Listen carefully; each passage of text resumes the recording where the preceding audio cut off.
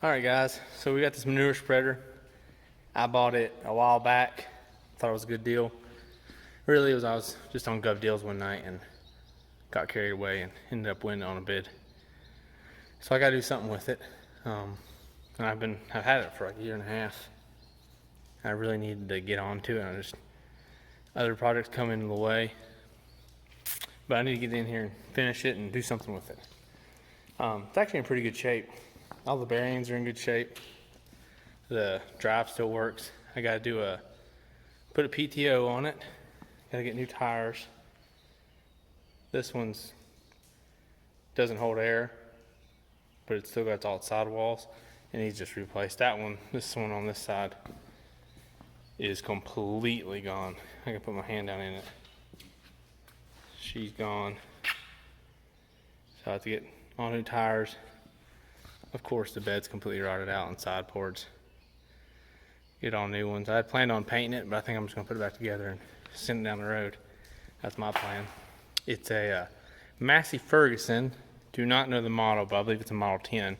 Not a 110, but a Model 10. This one actually came before the 110s. Just from literature, stuff I can find online, which there's not a whole lot about these manure spreaders. But I believe it's a Model 10. It's one of Massey Ferguson's first PTO-driven manure spreaders, but we're going to get into it, clean it up a little bit, put it back in it, and probably send it down the road.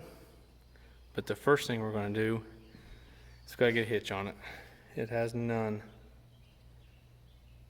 Got to put a hitch on it. And I'm going to hitch. First thing we're going to do is we got to put a jack on it because it doesn't have one right now. So I went by and I've had it. You can see how long I've had it sitting here. There's so much dust on it, but I picked it up Harbor Freight and I'm gonna throw it on there right now. Let's get into it.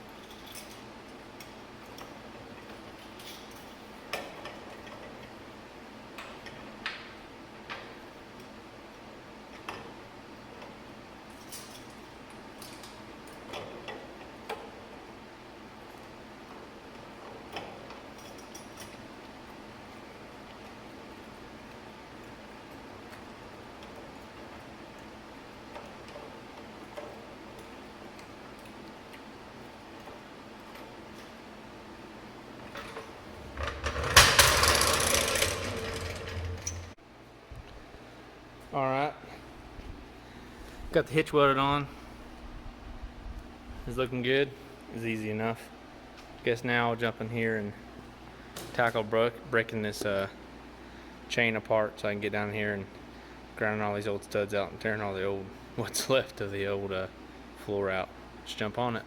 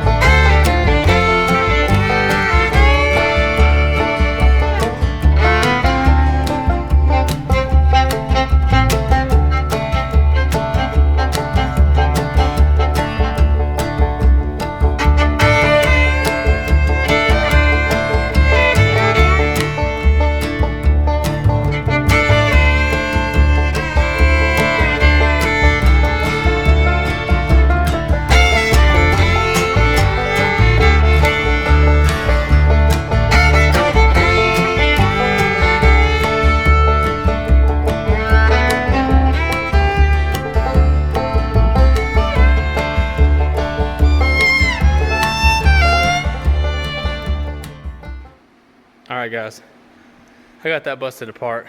Sorry you didn't see it, but I was bouncing around, dropped the camera. But it was more pain than I thought it was going to be. I ended up having to, I didn't want to because I was worried it's going to be a bear to get back on there, but I ended up having to take the tensioners all the way off so I can get enough length in the chain. Honestly, I don't think this thing's been used that much. I think it just rotted away with time, but these chains are still super tight. Usually there's a lot of slack in them after 60, 70 years of use, but I don't think this thing was used that much. I think it just sat out a lot. When I got that out, I'm gonna tear the rest of this out, try to get a bed back in it. Alright guys, well we got most of that stuff grinded off. I just took the angle grinder with a cut wheel on it, zipped all those old carriage bolts. I think they're actually riveted on there. I don't think they were carriage bolts. I think back then they just pop rivet them, or hot rivet them, not pop rivet them, but hot rivet them to these cross joists. But I got them all ground off and most of the bottom boards tore off. I still got to do these sideboards and tear them off, but I think I'm going to put the bottom in it first so I can stand on something as I tear these sides off. That might be a bad idea, but that's the way I'm going to do it. And what I have decided to use is some UHMW. I'm going to show that to you. It's out here in the barn. Alright guys, here is what I'm going to use. This is an old piece of UHMW that was on one of our work tables at where I'm employed. But essentially it's just HDPE with a bunch of wool impregnated into it, which makes it really slick and wear well. They use it all the time in machining purposes for bushings. It's kind of like they call it a poor man's Teflon, but a lot of you probably have seen it before, but they use it a lot anymore on equipment, and it'll do twice what the wood would do in a manure spreader. A lot of the new ones are actually lined with it, so this is what I'm going to use. I think it'll work out well, but I'm going to get it out here and throw it in it. Alright guys, I got that put it in there, that UHMW sheet. I got it as tight as I could up towards the front, just enough room for the chain conveyor to come through, and right there on the cogs. I'm going to have to do some trimming back there in the back to make them fit, because I got them as tight as I could. Alright y'all, I got the big changes since the last time we were in here. Got new tires put on.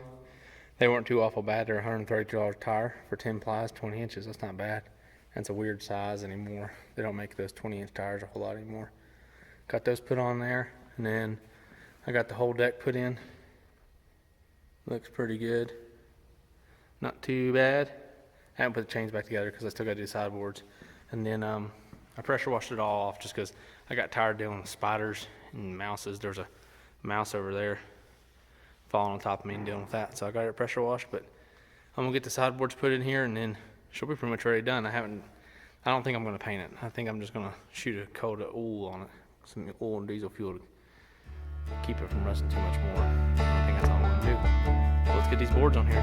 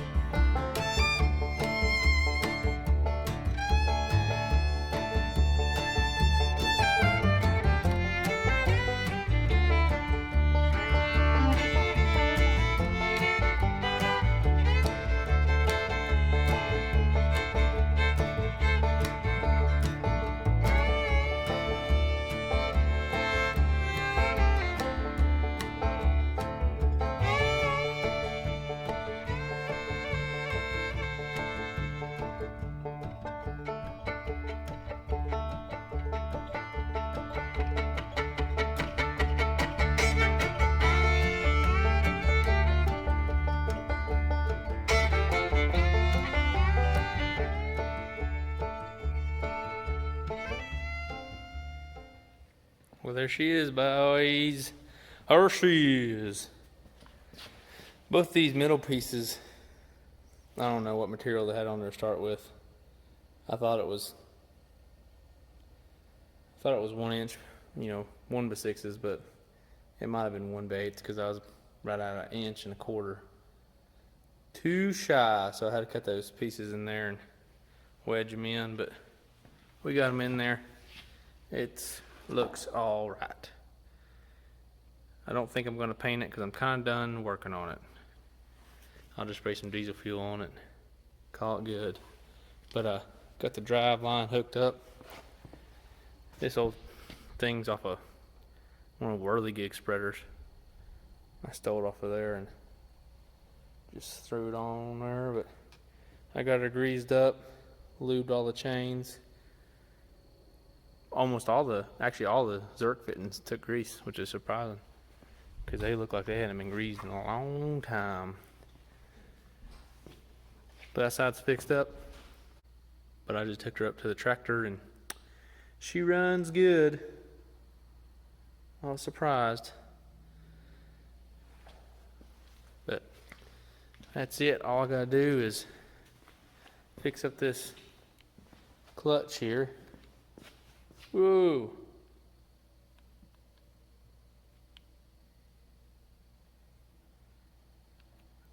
All I gotta do is fix this clutch up here. The spring was worn out on it, so I gotta put this new spring in there.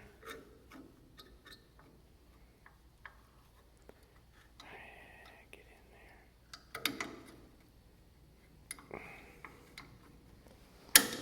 Oh yeah.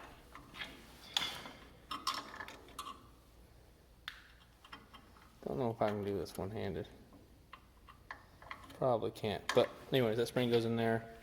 And there's a pull string hooks to this, and it runs down through the frame, the whole length down through there, and goes to the tractor. And all it is the throwout bearing to turn it on and off. Back when you had live axle PTOs, but now you have tractors that can turn off, so you really don't need it anymore. But I'm gonna hook it up just so you have it. But there she is. I'll tomorrow, whenever it gets bright and light outside, I'll show a video of it running. But there she is.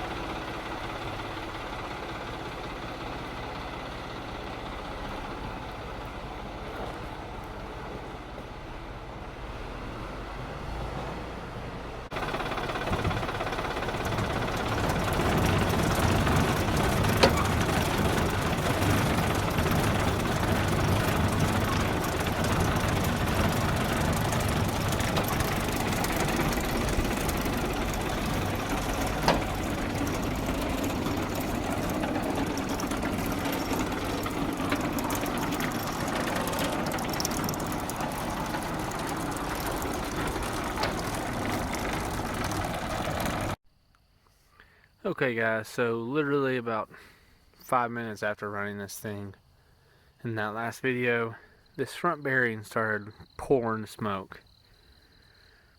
So I ran to Rural King and got a new bearing. I'm gonna throw it in here and then hopefully this thing's actually finished. It was running good except for that one thing, so I'm gonna try to put it back on here real quick and finish it up. Well, there we go guys. She's all finished up. Got that bearing on there. Wasn't too bad. Back together. It's dark outside now. I was hoping to get done so I could show you all a walk around, but it's dark. And I got to go do other things. So this is probably going to be the last one for this video. But turned out good. All finished up. Run smooth. I am pleased with how she turned out.